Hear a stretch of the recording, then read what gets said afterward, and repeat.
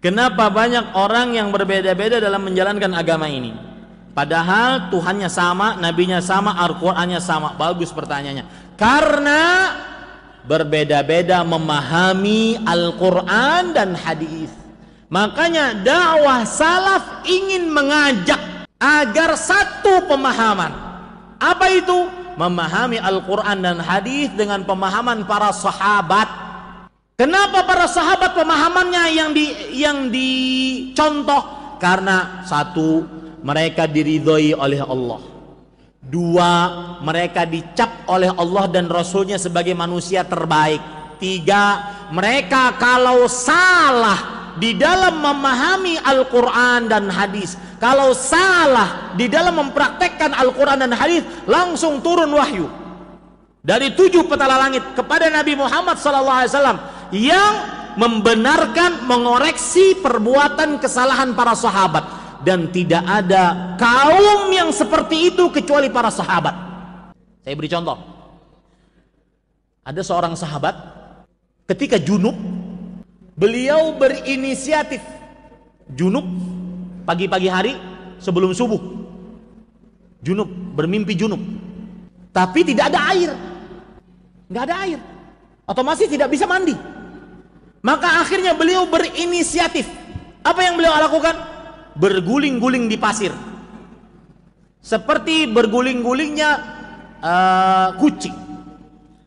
Fatamarraga kama tamarragad dabbah, dalam hadisnya begitu. Maka beliau berguling-guling di pasir sebagai tanda bukti bahwasanya beliau mandi pasir. Kalau hadasnya hadas kecil kan bertayamum cukup. Ini hadas besar, maka beliau berpikiran, oh berarti harus mandi pasir. Sampai kabar tersebut kepada Rasulullah SAW, beliau cuma mengatakan, la yakfika an taqula biyadayka hakadha. Tidak, cukup kamu lakukan begini.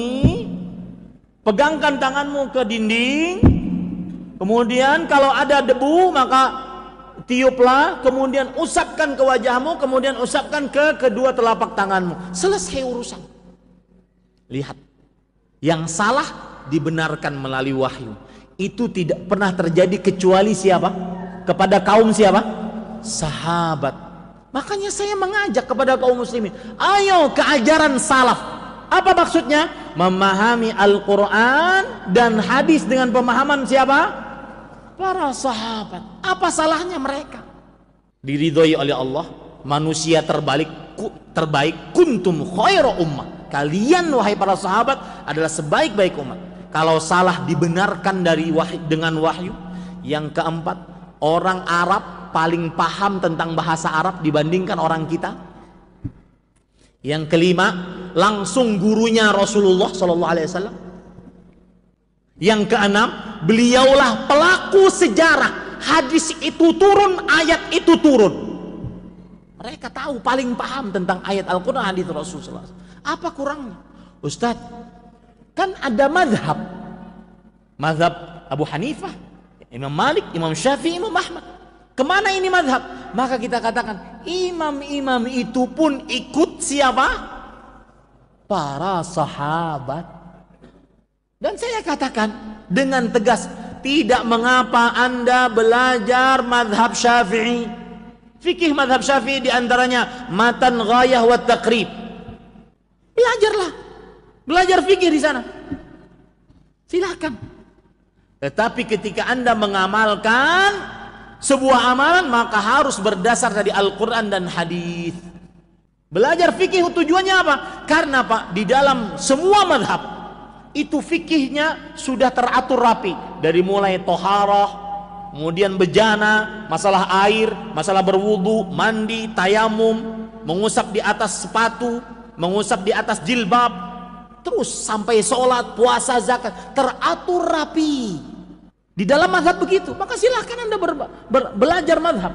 Bahkan saya katakan, silahkan Anda mengatakan saya mazhab Syafi'i. Boleh, tidak ada yang melarang. Asalkan kalau beramal harus berdalil dari Al-Quran dan Sunnah yang dipahami oleh para sahabat.